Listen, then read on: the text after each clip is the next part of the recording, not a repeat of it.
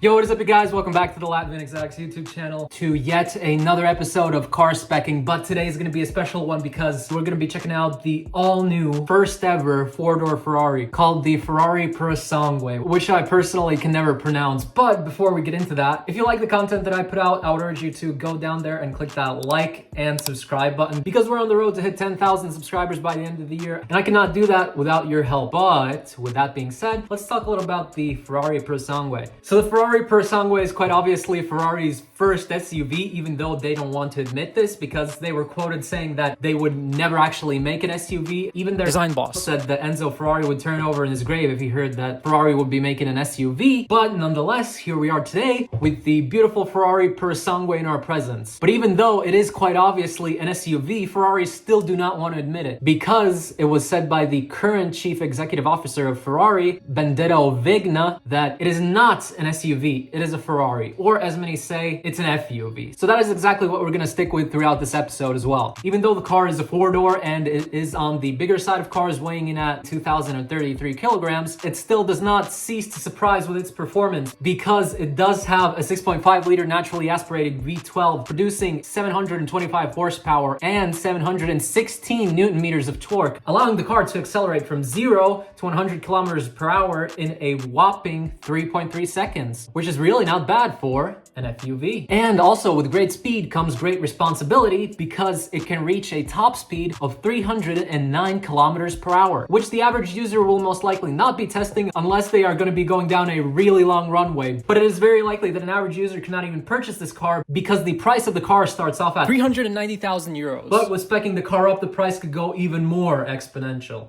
And with that, our specs part is completed and we'll hop right into the configurator of the Ferrari Purosangue. So here we can hop right in and we have two options. We can choose what we want to do. We can either get a 3D experience to see the car and its bodywork from all of the angles, or we can get a 2D photo configurator experience with photorealism. I'm probably going to be the guy who's going to go for the 3D experience just because I can. So let's just hop right into it and I'll show you. It's pretty insane. We're going to go with the design pack because we want to make something a bit more fancy. A fun fact about the configurator, which in my opinion is absolutely insane, is that you can view the car both during the day and the night as it says on the screen. Before we start specking anything, I'll show you a pretty cool feature of this configurator. When you click this button right here, you can go into full screen. So you see these white flashing dots, right? So they are actually buttons, and when you click them, it opens the doors up, it opens the hood up, it can open the back up. You've got a lot of interaction with this 3D model and you can check everything from all angles. I'm gonna take a little bit of a pause here to talk to you about these doors, right? As you can see, it has the regular doors in front and then it has doors in the back. Another cool thing is that, as you can see, there's no external door handle on this door, but you see this little thing, you kind of have to tug on it, and then it has a thing called Ferrari comfort doors. The doors open for you automatically. Another thing that seems really interesting to me is that they want to do an option of this Ferrari where they didn't have this middle pillar here, but when they tested it, they found out that it was too wobbly and it didn't have enough structural rigidity, so they decided against it and they put in this middle pillar right there. And then another really cool thing is that it has these ducts right here. They kind of suck air from the hood in here and then let it through right there. In the back, it has this spoiler. Within this little spoiler, you have another spoiler under it, which makes the airflow congest and sort of improves the aerodynamics of the car even more. But all right, enough with the nifty things that I've found out about the car myself. Let's actually get into the specking. We'll start with the paintwork. Most people would go for something like a red right here. It is amazing looking, and if you were to really get a Ferrari, you should probably take the red color because, man, it's iconic. But I like some more controversial, interesting choices. Giallo Modena Yellow. That is what we're gonna go for. I think that looks really good. I don't think many people would do that, so we're gonna continue on with the rims. We gotta choose these rims wisely. We have the regular liquid silver ones, then some chrome painted ones. I think genuinely I'm gonna stick with the stock wheels because I really like how they look. We're gonna continue on with the brake calipers. We gotta think what would contrast well with the yellow body color. Oh, I know. Let's just do yellow on black. That's gonna be much cleaner. As you guys know, I really love carbon, so we're gonna go with the carbon center caps as well. And I'm gonna stick with those. I like those way better than the yellow ones. Then we will move on to the exhaust systems. And you can choose here whether we want sport tailpipes, but I think I want my pipes blacked out because I really don't like silver ends on pipes, so we're gonna get the black tailpipes on this one. We're gonna go to the roof and privacy windows now. We're gonna get a panoramic roof because I think it's pretty cool when you're driving on a summer night and just look through the panoramic roof enjoying the stars and the moon. And we'll get the privacy glass because because who wants to be spied on when driving there? 400,000 euro Ferrari. Just look at that sun in the background over there. Let's go into the full screen view for a sec. Just imagine yourself in your yellow Purosangue with that V12 roaring through the beautiful Italian mountains and those windy roads. Just, amazing. Oh, we can get carbon. Let's get everything. Let's get the carbon rear diffuser.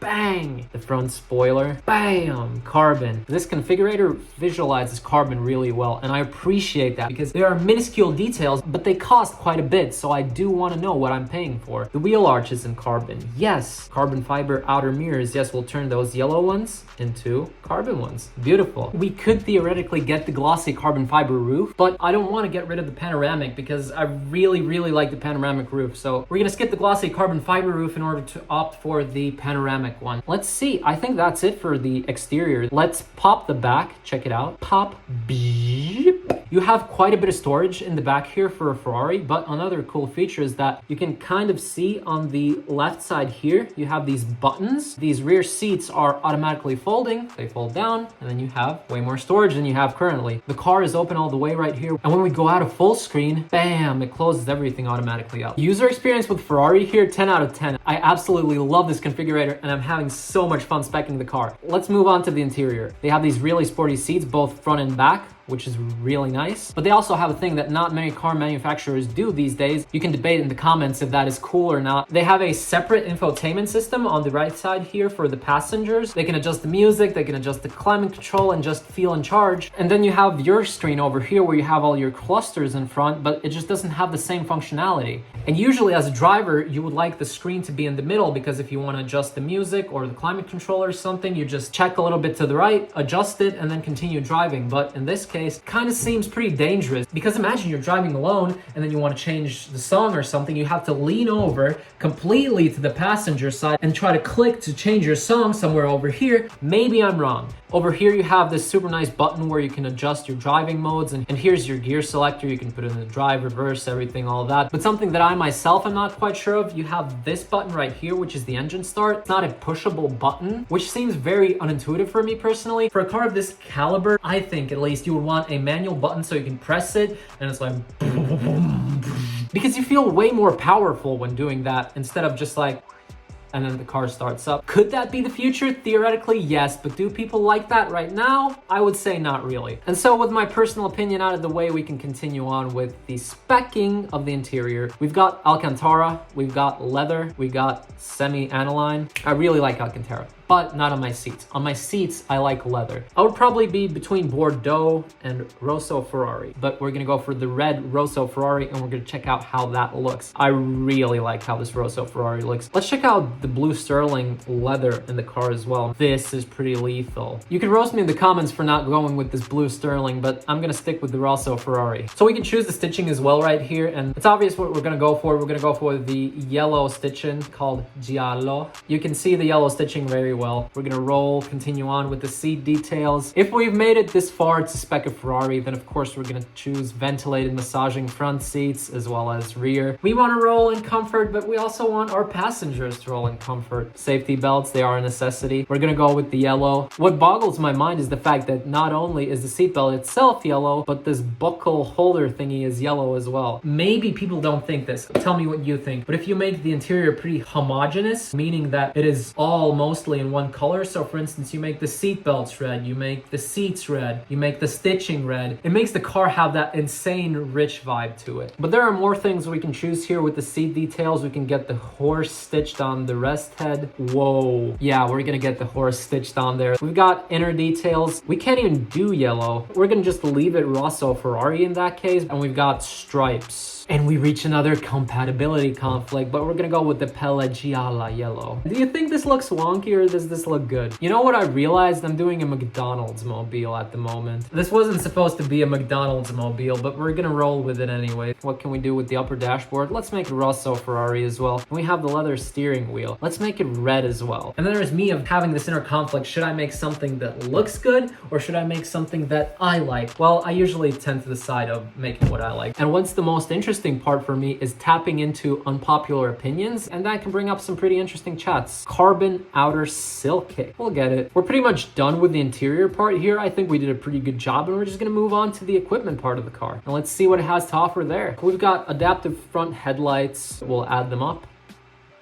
And we can't do that because we are in Europe and not in the USA. Hopefully we can at least get a heated steering wheel. Thank you. I would love to have surround view. Adaptive front headlights. Oh, I should read more because this is for America, and then we have adaptive headlights for Europe, and it says that it's already in the pack. Also, we have a suspension lifter here, which I will really need for Latvia. As I've mentioned a few times before, we have horrible roads, and I do not recommend you taking any of your fancy cars down these roads. But if you have fallen into the rabbit hole of actually living here, you should probably get a suspension lifter on your Ferrari Purosangue. And then, of course, last but not least, we have garage door openers, hopefully not home link, which I do despise. And 2 seconds ago, I said that I should read. It says home link right here, so we will skip that because we do not have home link, and we will move on from the driving equipment to the infotainment equipment. Let's see what we have here. My Ferrari connected activated. So let's add this to our car because I do want to get information about my car no matter where I'm at. Then let's move on to the anti-theft. We have an SVR system and an SVR system with a card. I'm probably gonna opt for the one with the card because, well, probably you're not gonna tamper with the car or anything of that sort, but you might have a time when you have to disconnect the battery, and then it just alerting the emergency services would be a huge pain. Let's add that to our car and move on to safety, where we have a handheld fire extinguisher, which I'll probably skip, but run flat tires on the other hand are pretty good. So if you're in a police chase, you drive over a spike trap and then you lose all of the air in your tires, you've got run flat tires, you can continue on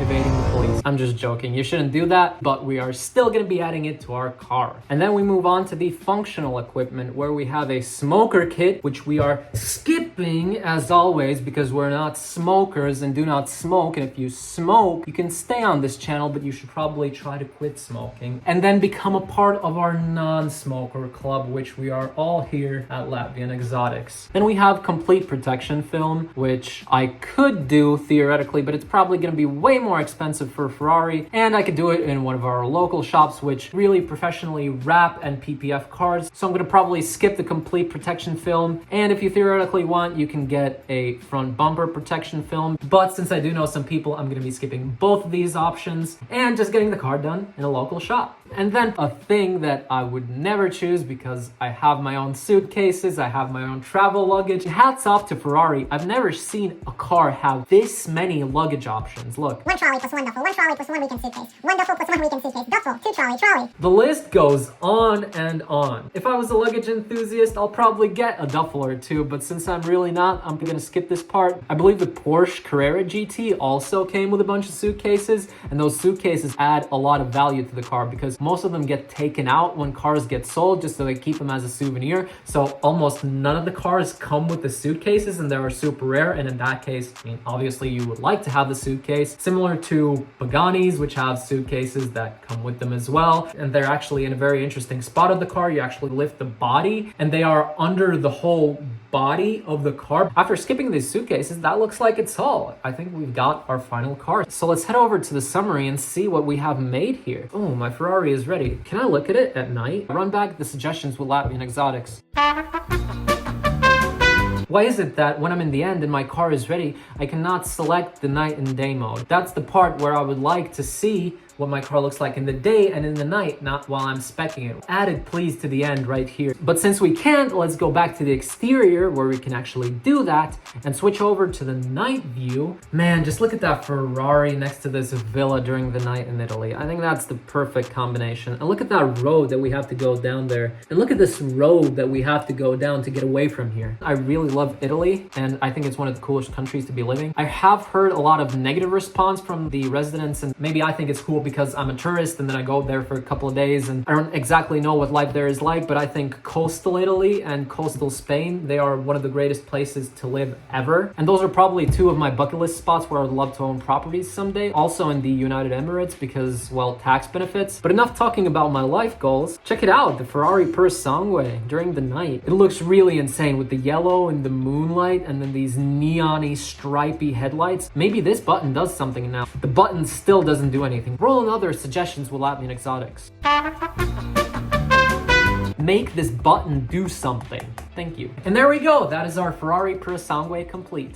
As always, we can go to our dealer, say, hey, we have this PDF, give me this car, and then we can get a more accurate price estimate. As always, I'm gonna shoot out a bold number of what this car could have cost. I don't have that great of a guess because I don't exactly know how much each Ferrari Extra goes for. Let's say that's somewhere in the realm of 450,000 to 500,000. But with that being said, thank you guys for sticking out to the end of this video. And if you do want to join me on the journey to 10,000 subscribers, do go down there and click the like button and the subscribe button. But if you don't want to, that is fine as well. I appreciate the immense support received from you guys, and I will continue giving back the best content that I possibly can. We don't have a Ferrari Latvia, so I don't have a dealership to bug in this episode, but if any other car manufacturer wants to inquire, my email is down there. I'm always open to offers and ready to do some car reviews in real life. And with that, another huge thank you to you guys for being a part of the Latvian Exotics community, and I will see you in the next upload.